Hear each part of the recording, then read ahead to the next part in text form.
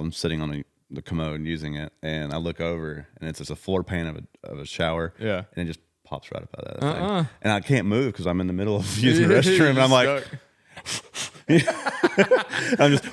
I'm getting toilet paper and rolling it up and throwing it at it. Like, go back in your hole, man. Yeah, stay.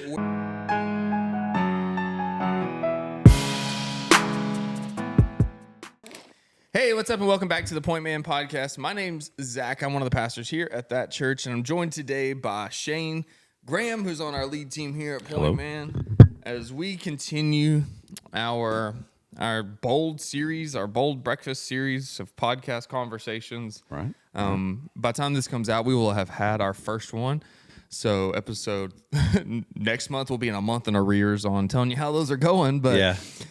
This podcast is designed to help men connect with their Bible, to learn about Jesus, and to make Jesus known to men everywhere. And we are excited to be a part of that process. Yeah. As we are in our second month of this, and we are diving into a topic on courage. Okay.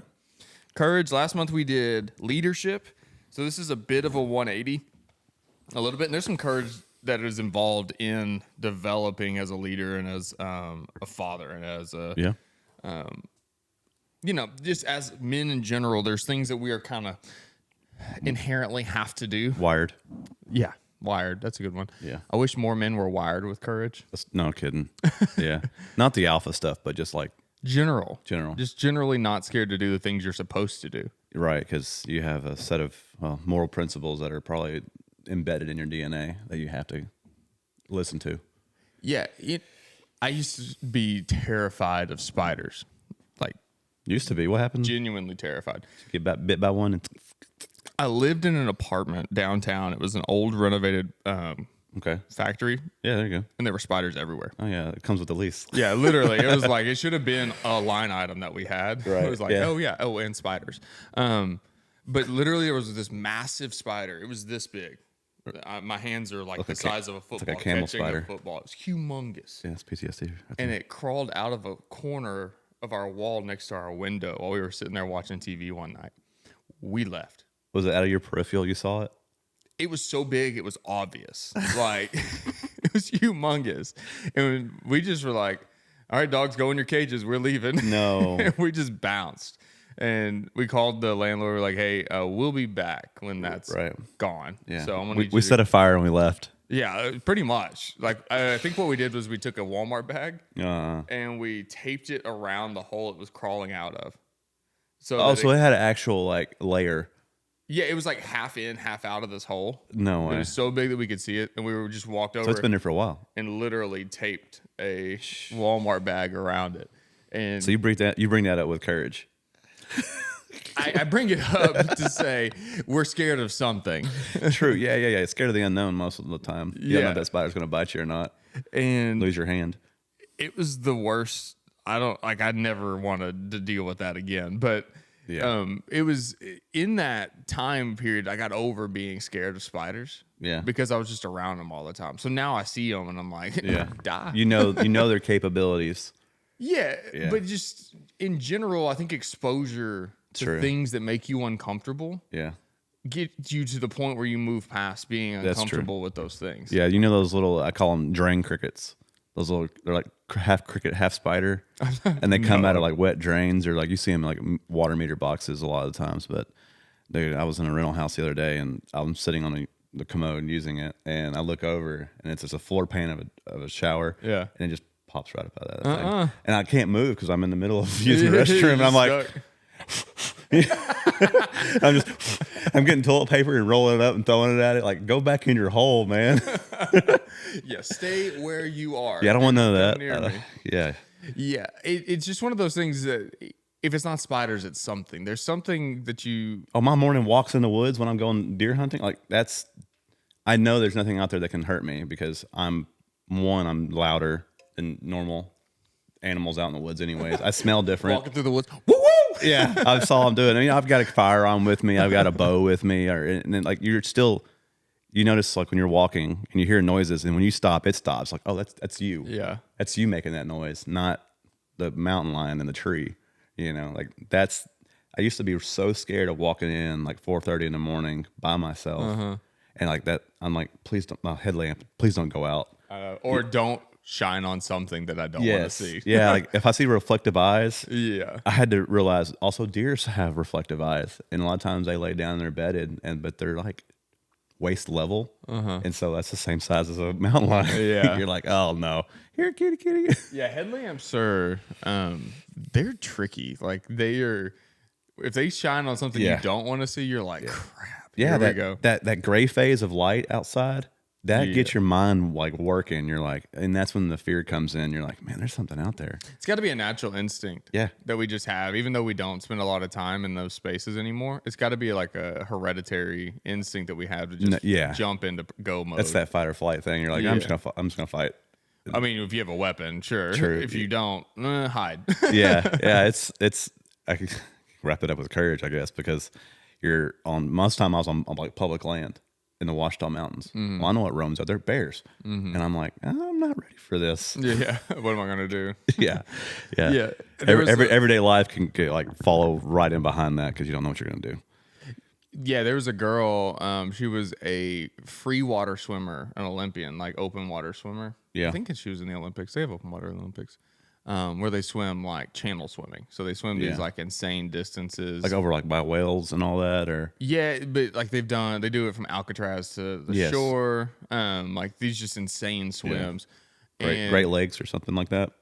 Most of the time it's in the ocean. Do you know? Mm-mm. And so whoever was interviewing her asked, like, how do you overcome the fear of like sharks and things getting you while you're out there? She said, I swim at night. He said, well, what does that do? He said, I can't see them. Oh, why really? So she literally got rid of her fear of what was out there because she just couldn't bleep it out. But she got bigger cojones than most men. I mean, whenever she said like that's such a wild you get into a mind frame where you're the only thing going in the water at that moment, and that gets you past a fear point. I didn't think about that way. Things that's coming at you.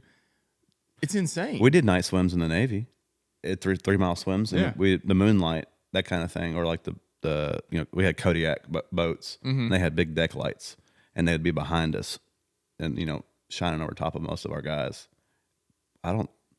We were in numbers, so I wasn't that worried. I was like, if we get bit, somebody will find me. It's a good ratio where I've got a high probability of not being the one being bit. Yeah.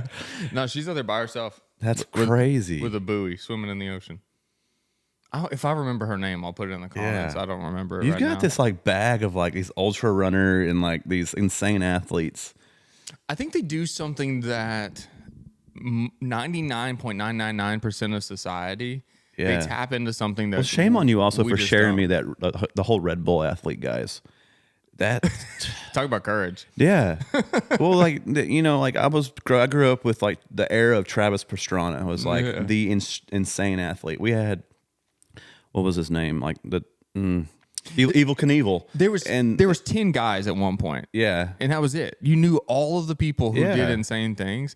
Yep. If you go to Red Bull's Instagram page right now, there's 8,000, and they're doing insane things. Like the other one the other day was like the distance that humans have traveled on a certain item, like a bike or skis or whatever, and they just kept climbing with this. Like this, it was in meters, so shame on them for that. But it was the last one was that downhill. The ski guy? And it was like 800 something meters in the air. And I'm like, that's like a parachute. He's flying too. It's not like a floating 800 They did the downhill Euro mountain bike stuff, the like 90-foot jump. And I'm like, you're doing that with a twig with wheels. That's I guess that's courage or just stupidity. I don't know. I think it's the exact same conversation about the spiders. Yeah. You don't know your full capability of something. Yeah. But these guys, they go and they do the one jump, then they go do the next one, and it just keeps increasing. Well, you touched on that in your intro about like being a parent. Like I didn't know I could be a parent until I was a parent. Right. Because I've never watched another person's kid because one, I'm not not that caliber, you know. Well, I am now, hopefully, but at that time I wasn't.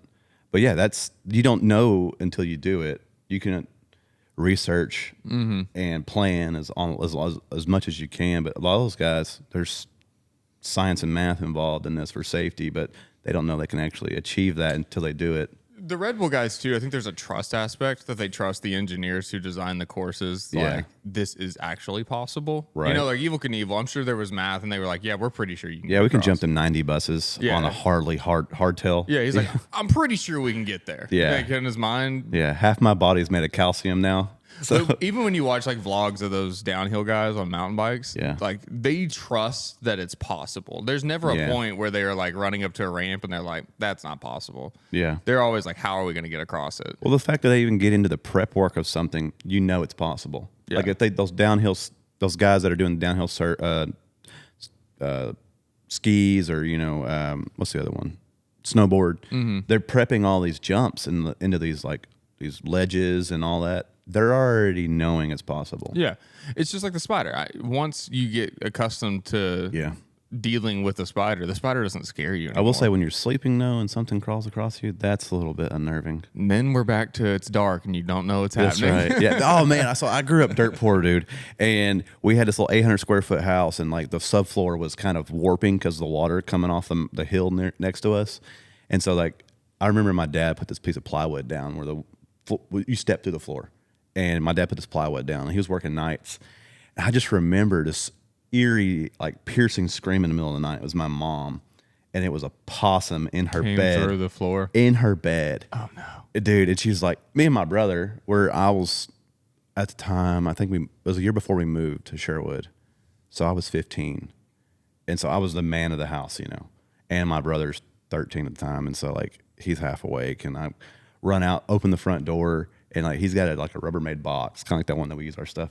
And he's like trying to push this possum out of the house. It runs under the fridge. There's that little kick plate. It's gone. It runs right under there. I grab a broken Zebco fishing. Mom's like still screaming, it's in my hair. And meanwhile, I've got You got it in your hand. Yeah, I didn't know what to do. I was 2 o'clock in the morning. I just wham.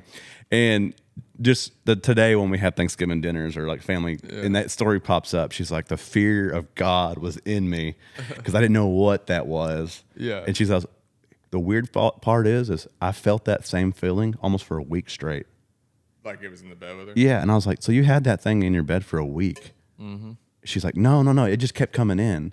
And I was like, because we wake up and Hershey Kisses in the middle of the night. And that sucker was going towards that chocolate probably. It's like you were luring it in the house. Oh my God. I don't even know how to go from that. That's hilarious. But yeah, that process of you just like jumping to action Yeah. is a good example of courage. And most of these are silly examples of like, That's not the surface either. yeah, but it's just silly examples of like even the extreme ones of like guys jumping rivers on bicycles. Right. It's like it's silly at the end of the day. It really doesn't hold a whole lot of water. Like you don't have to go jump a bicycle. There's never going to be True. I won't say never. More than likely, you're not going to have that skill in your lifetime. No.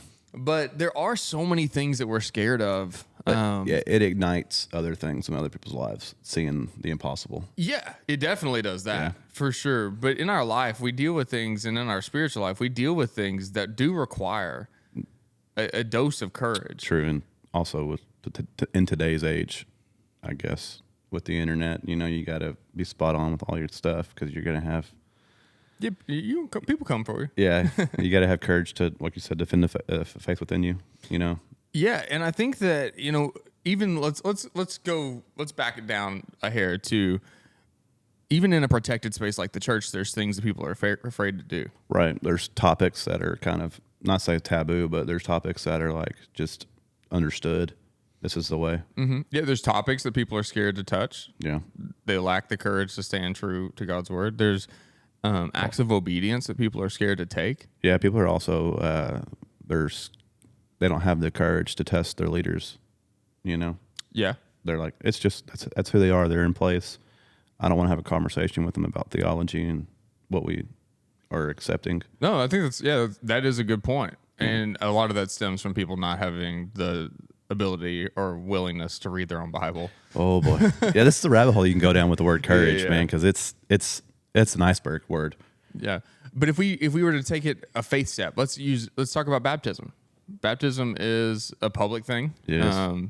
Here at our church, it's a large church. It's in front of a lot of people. It is. It's theatric. It really is. It is. There's elements of it that are big, and there should be. Yeah. It's a huge step that you're taking. It's an awesome step that you're taking. Even though there's a lot of people around you, it's done in a way that it's you. It's intimate really with is. the person that you're with. You've been baptized here. Yeah, May 7th last year. I never could forget that date. But people are terrified. I was talking to a guy the other day, and we had baptism last week, and he was like, "How many people are going to be there?" I said, "There's going to be a lot of people there because absolutely. we had a mass one. Oh, it's a concert, dude. And there was 100 people baptized. So if you just fast math, if 10 people come with every person, a lot of people there. Yeah, my first one was last year, and I feel like this year was almost 50% more people showed up this year than last year. There was a bunch of people. Yeah. There was like 30 more people baptized. I think there was three ministers in the water last year. I think we had like half a dozen. Six. There's half a dozen in there this year, which is awesome. Yeah. You know, it's not an assembly line, but because you still have those intimate conversations that are happening with each individual minister or pastor. Even if it is an assembly line, the moment of baptism for you is intimate for you. True. And Yeah, you got to have tunnel vision in a way between you, that minister, and God. Yeah, well, when you come to the minister or the pastor for baptism, there's a conversation that is 100%, had one-on-one with the person who's standing there. Yeah, it's not the DMV. Just take a number and get in there. It's real. Yeah. And if that conversation takes 20 minutes, it takes 20 minutes. But Yeah. most don't. Most people are there and they know what's up. Yeah, they do. But it Shout out to Bob, by the way. Yeah. But it takes courage to take that step of faith to be like, yep, I'm a believer. Yep, Yes. I'm going to dedicate my life to this. Yep, I follow Jesus. Like that takes courage. And sometimes people are unwilling to step out on that limb. It could be because they're scared to change their life. They could be scared to... Because you die to your old self. And that's people are really worried about clinging on to the cultural things that they have in their life. Yeah, they are. Things are comfortable. Oh, boy. You're not mad at your life. It's fine. And in fact, if you're in Sherwood, you should come to our Pointman semester called Unbelief. Yeah. We'll talk about it. But you could be doing really well in life and not feel that you need it. You could be doing really bad in life and feel like there's no hope. You could be going through something. You could be extremely happy and just don't seem like... You could be mad at the church. You could be mad. Yeah, sure. Everybody gets mad. But it takes courage to take that step. Joshua 1:9 says, have I not commanded you, be strong and courageous, do not be frightened and do not be dismayed, for the Lord your God is with you wherever you go. Wherever you go. It's the statement made here is so cool because it's not giving you, it's not one specific thing. It's not God. You have courage in this one aspect of your life. That's good. It's everywhere you go. To know that God is with you and that God is moving and working in your life. And so whatever is going on, feel comfort that... Yeah. What's that word? It's not linear. There's another... What's the opposite of linear? Like horizontal? Yeah, it's both. You know, it's just not one thing, or it's you and your God. It's all it is. But this is... You have to be also changing the world with your voice. It's such a human or American Christian thing to think. It's... me and God. Yeah. Me and God. Yeah, your walk with God is yes, it's personable. It is. Everyone has that gift of having a personal relationship with Jesus. You do. But there's also the commandment of go and make disciples of everyone. And so you out there in a pool with you and a pastor, being baptized, that's a megaphone. It's a huge deal. It's not a light decision. No. Well, like for instance, our buddy like Rodney, like he's been in and out of the faith his whole life, and then here recently he's come to the conclusion like, hey, I'm ready to go absolutely public with my faith, 100%, and he got baptized. Like we've been running around with Bob for over a year and a half now. Like it took him a little bit. I was actually surprised when Bob walked up because I know him. Yeah, I don't from all the conversations and stuff we've had over. Where the his faith. year. You know where his faith stands. Yeah, but it was that recommitment, dude. Piece that's so cool. Yeah, it's so like those stories right there. Just man, it just tenfold, 20-fold of. It doesn't matter where you're at in your life. If your salvation is secure, get baptized. Mm-hmm. That way it's a ripple effect for a legacy of other people to be like, okay, this man stepped out on a ledge and told the whole world, I believe in Jesus Christ. He's king. He rose on the third day. That's what you're telling everybody. Mm-hmm. And it's an act of obedience, right? Yeah, it is. That's what it is. It's the first act of obedience. It is insane as a human to think, if you think about it and just like this, I'm doing this for him. I'm not doing this for everyone. This act is going to show everyone that I am for him, and just vice versa. I don't know where I'm going to go with that, but I had so many questions after my baptism last year. Just people were like, I thought you were a good moral person. I was like, oh yeah, I am a good moral person. I'll cross the street with you, hold your hand. There's a lot of good moral people going to hell. And I'm like, I'm committing my life to God 100%. You can't change me at all. He has. And so me telling everyone else, this is where I stand. And I firmly believe it made impacts on other people when they knew I'm getting baptized. It does. And so. Yeah, it definitely.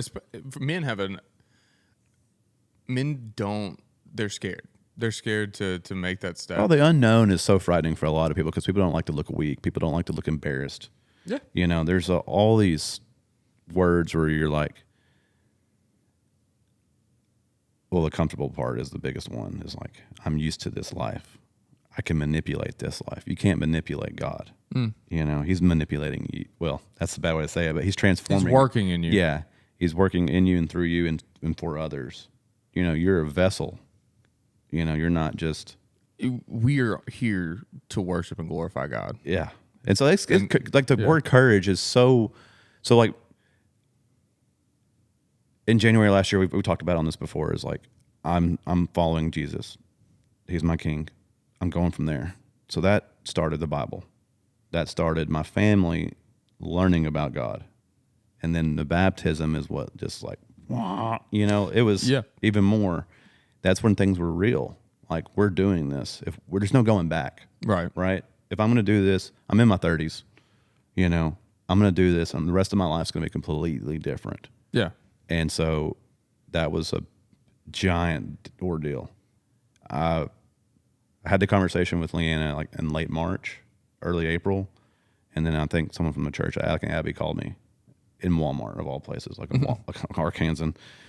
She's like, "Hey, I heard you marked down you're looking forward to baptism on your Connect card. You got any questions?" I was like, "No, I'm gonna ask the right people," but it was like you or Eddie or John, somebody in there about baptism, like further.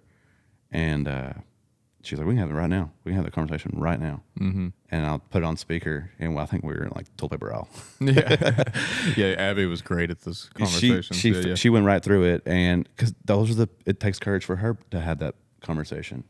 Yeah. It's really funny. I was telling somebody the other day, because my job here is that I connect with people. And so I make lots of calls, and I'm always on the phone. Yeah. So it's really interesting. So I've been in sales and on the phone for years. Yeah. And so the dynamic's different, huh? Every time I would call somebody, I'm selling something they don't want. Like, I'm trying to get silver them tongue. Yeah, to silver tongue want devil over me here. To work for them. Like, you're selling yourself to work for them. Yep. So they'll pay you. I said, now I make calls, and I'm ecstatic to call people. That's pretty. Because it's like, what I'm talking about is everlasting. So much worth it. Also, the people I'm calling want to know more. And so you're calling them, and you're trying to connect and reach them and help them grow. And it's really a cool thing, and it's an exciting thing to get to do now. So I pulled some discussion points from popular psychology, general just ideas around courage and fear. And let's look at them and let's filter them. Okay. Let's do this. First is identify and understand your fear. These are how to overcome fear. Okay. First, identify and understand your fear. How do you identify and understand your fear from a faith perspective for the things that you're dealing with in your life? We're going to filter all of these through faith, through the Bible. Okay. How do I identify my fear? Well, that'd be a good one to understand the unknown, just purely unknown. If I don't know the outcome of something, I'm probably going to be, when I say the word fear, it's more or less skeptic. It's not to say that these are not valid thoughts on how to handle fear. I'm just saying these are the popular psychology way of looking at things, but there's a biblical answer for all of these things. Yeah, I know how now I'm trying to tap into my old self, but like my old self, I didn't pray for, I guess courage or anything like that, or pray for an outcome to glorify God. But now I pray for an outcome that can glorify God, whether it be if it's going to hurt me in the short run, but also make me stronger in the long run, then that's good. That's the best outcome, positive outcome. But most of the time when I have fear of something, if I can't identify that fear, it's because I'm skeptical about something. Skeptical about an outcome. Try to remain optimistic most of the time. But Proverbs 3:5-6. Trust in the Lord with all your heart, and do not lean on your own understanding. In all your ways acknowledge him, and he will make you straight on your paths. So to answer that question of if I don't understand it, then I get a little, I'm a little fearful of the outcome. Yeah. Antsy. The Bible's saying trust in the Lord with your heart. Yeah. Give it to him. Whatever it is that you're unsure about, whatever you can't understand, give it to him. And if you do work through and you do identify, you do understand the problem, and you do find the fear in that, give it to him. True. Good, man. Okay. So recently I spoke, my dog's got cancer. We know that 100% now. 2 weeks ago when we learned it, man, Leanna was just tore up about it. That's her protector when I'm not there. It's Sailor's little buddy. They pretty much she's grown up with him her whole life. And going into like not knowing the outcome of like what's the tests are going to be, I was praying hard on this, and because Leanna's like, "What are we going to do?" And I was like, I don't know. I was like, but when we have the results, we'll make a plan. Once we have a definitive answer, I can't act without knowing a plan. Yeah. I'm just not going to ask for medicine when I don't know what's going to do for them, and we got the results, and it's just like, make them comfortable. And that was, to be honest, that was like the one thing I wanted.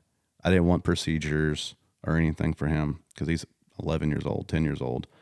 And the vet was like, if he was my dog, I would just make him as comfortable as possible. He can afford to lose a few pounds, but make him comfortable. And I'm talking the calmest of reactions from both of us was like, "Oh, thank you." That's what we wanted. And so like we leaned into God for, I guess, our own strength. Yeah, comfort. To accept the outcome. Yeah, cancer's a great equalizer in this conversation. Yeah. Because there's nothing you can do. No, I've been through it. I've lost a best friend. My mother was affected by it for over a year. And when my mom told me, I wasn't a believer in Jesus Christ at the time. I understood God. I didn't understand the rest of the stuff because I just didn't know. But when she told me in March of 2022, she told me on the front porch. And she was like, I've got stage 3 cancer. It's in my colon.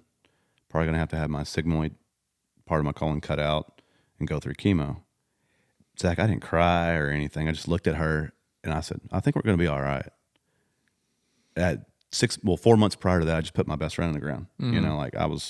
I think, Mom, I think we'll be all right. She's like, are you sure? I was like, yeah, I think we're going to be just fine. Yeah. Meaning like, I knew my mom was saved because just the way she talks, the way she acts, and my dad's saved already. I knew their life. I could understand it from unbelief.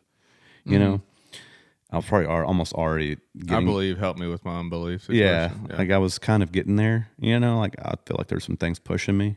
But when she said, "Hey, yeah, I've got cancer, and this is what we got going on," I was like, "I think we're gonna be all right." Meaning heaven or remission. I think we're gonna be okay. Yeah. And my dad, I think, needed to hear that more than my mother, and he just walked off like crying. I couldn't tell he was crying, but I knew he was crying. But cancer is because you have no control over it. It's a deviation in the DNA. You can identify it, but you can't understand it. Right. But you're going through and the fear of it. It's so weird.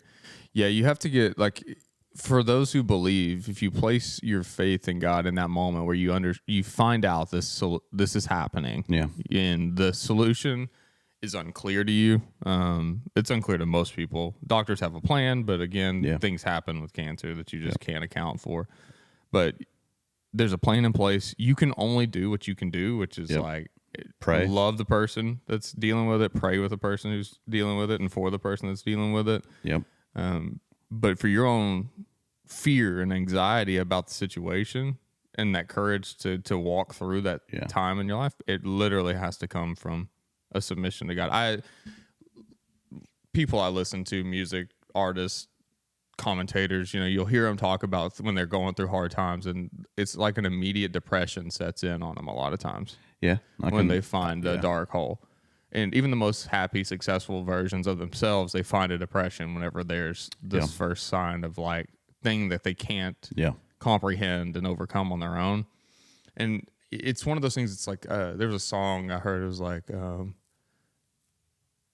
I can't remember. Oh, it's called "Lost" by Bring Me the Horizon. But it's the whole time he's like, "I'm just lost." Essentially, is what he's saying over and over again. And I'm like, I got the answer. I know where to find the solution for you. Yeah. Like, it's like if you would just stop for 10 seconds. Stop recording. I got you an answer. Yeah. We can fix your problem. Yeah. I felt lost when my mom she had her surgery. They tried to shrink it a little bit at first, and then she had her surgery. And when I saw my mom in the hospital bed, and I was with her, even though she was completely upbeat and the outcome was what they were projecting and that they wanted, the doctors got their outcome. Just seeing my mom like laying right there, having to have a bag, and she's not really in pain, but I couldn't pray for her because I didn't know how to pray. Right. I didn't know how to find the strength. I just knew, hey, Shane, make jokes, be happy, just be here for her at her appointments, call her when she's, at least expecting it, that type of thing. Be good to her. Now with the stuff that I'm equipped with through the faith, like now I know there's more I can do, even though God's in control of everything. There's more that I can do because, I was probably lacking courage back then. Now I have more ammo through the courage I have now. You do, because the second thing is educate yourself on the thing that you're fearful of. Yeah. Pretty simple. How do you educate yourself? From a point of faith, there's a pretty easy response here. It's all scripture is breathed out by God and is profitable for teaching, for training, for reproof. And then you also have all things work together for the good of those who love him, are called according to his purpose. So whenever you're going through the darkest times, you understand that whenever you pick up the Bible and you read through it, that is a conversation that you're having with God. Is that what you're looking at? Educate yourself. How do you educate yourself? Well, you educate yourself with God's word. I pick up the Bible and read it. Yep. You listen to other shepherds that are good in the faith, people that can mentor you. So it's, I don't know. How do you get endurance? You train. Yeah. So one step at a time. Yeah, absolutely. Next thing, gradual exposure to the thing that scares you. Yeah, that's true. Yeah. Heat treated. You're heat treated. Sanctification is gradual. For some people, it's crashing into a wall, but for most people, it's gradual exposure and understanding and growing in their faith. Yeah. When I made a phone call to my dad last year in January, and I told him, "Hey, Dad, I gave my life to Christ." He said, "All right, prepare yourself. You're going to come under attack." And I was like, "Well, from what?" And he's like, "Well, it's not flesh on flesh; it's spirit on spirit." And I was like, "Okay, what does that mean?" I didn't know anything about the Bible, or more or less in the beginning, that type of thing. But he's like, "Yeah, you're going to become under attack." Is that the most read verse in the Bible? I know, it's Well, it's what he was saying. He was basically telling me, now that you're closer to God, you're going to be more aware of things. You're going to be, held accountable more. So things are what you would normally overlook as a non-believer. Now you can't overlook them as a believer. You're supposed to be actively pursuing God. And so the only thing that's against God is, the enemy. And so the pushback, you're not supposed to look like the world any longer. And so you're going to be tested. And that scares people. Oh my God. Yeah. That scares That statement alone scares people. I think it's, was that Romans, Which one? Do not conform to the world, or Romans 1. Yeah. Was it 8:28? That's Romans 8:28 is I forget. Yeah, but all things work together. Yeah, it's you're not supposed to look like this world. You may dress like this world, but you're not supposed to look like this world. And for a lot of people, that's hard to understand because you're acting in obedience through your faith. So everything that you do should be pointed or directed through prayer. You shouldn't. Romans 12:2. Do not conform to the pattern of this world, but be transformed by the renewing of your mind. Right. So you're not if something tragic happens or something adversity happens, you don't just, you can panic. That's a common thing to do, but find your center and that being Jesus. Go to him for answers, and those answers are found in the Bible. Yeah, Romans 12:2. Do not be conformed to the pattern of this world, but be transformed by the renewing of your mind, then you will be able to test and approve what God's will is, his good, pleasing, and perfect will, is the full verse. When you think about walking or acting in God's will, I feel a lot of times, like, understand like viscosity, like how the thickness of things is, or whenever you're acting in God's will, it's almost streamlined in a way. Like, things are not coming easy, because that's not true, but like the outcome everything just feels organic in a way of, that was meant for God. Like, that's good. So we talked about in the last semester, that whenever you and your drive, the things that you're working through align with God's will for your life, it doesn't become easy, but there's freedom in moving in that space. True. Yeah. And there's moving forward in that space. Whenever you are renewed in your mind through Jesus, you're aligning yourself with the will of God, the good and will of God. Yeah. Test it, and it will be approved. Yeah. Move forward in that freedom that comes from being in alignment with God's will. And there's courage that overcomes fear in that too, because you're like, I know this is what I'm supposed to be doing. Yep. I'll handle the hardship. I'll handle the pushback. You made some videos. You got but also, like, last year, whenever we got baptized, me and my wife, and I told her, I said, hey, we're doing an about-face 180 with our lives. We may still, make funny jokes, act a certain way, within our house, but I'm going to lead this family in a way that is designed by God. Mm-hmm. And, I would really like for you to, join me on this, and she said, yeah. Like, was it perfect? No. But every day we tried. We still try. It's a big statement. It really is. I mean, I pushed back on some things that she wanted. She read in the Bible, was like, hey, this is what I see to be true. And so, like, I got some pushback, and she got some pushback on me, with volunteering in the church, with our schedules, making time for God, that whole quest in life. It wasn't easy. Now that our family is, I want to say, in the will of God. We're not perfect, but we're inside the will of God. Like, the grace that, I guess, the mercy, more or less, the undeserving side of things. It's, oh my gosh, it is. Our life right now is not the same as it was last year. Mm-hmm. And just the courage that our family took to step out and be like, we're not going to do these things anymore. We're not going to behave in this certain way. We're going to rock the boat. It was a big ordeal. I mean, our friend group went from that to like this, and we still keep them at arm's length because we still want to witness to them. We've talked about this before. I'm gonna keep bringing it up. Go back and watch the semester from last semester, because we talked about that too. Yeah, it's just the things that are not inside of God's will for your life. If you focus on Him and you move forward towards Him, the things that are not important, they tend to get out of the way. They do. And man, I like things with your work, I have the courage to say things that I would never say before. I have the courage to, in a conversation with somebody, when I first got into the faith, I was like, I'm going to find every which way to bring up the Bible. Now it's more or less, I'm just going to act in a way that would be pleasing to God, and then that moment will come when they have questions. They're going to, hey man, there's something different about you. I cannot remember the verse right now, but it's I implore you to the gospel. Yeah. It's like there's a time for me to live it out. There's a time for us to discuss it, and there's a time for you to get on board. Yeah, now's the time. I really wanted to be like, in a way of, I felt like if you were spouting off chapter and verse, you're smart. That's not necessarily true. You might be a little bit on the spectrum. I don't know. It's very important to learn and it to is. internalize God's word, for sure. But there is something about conversations with people that's powerful too. Yeah, they just attract. I don't know what it is, but I find myself in them more times now than ever.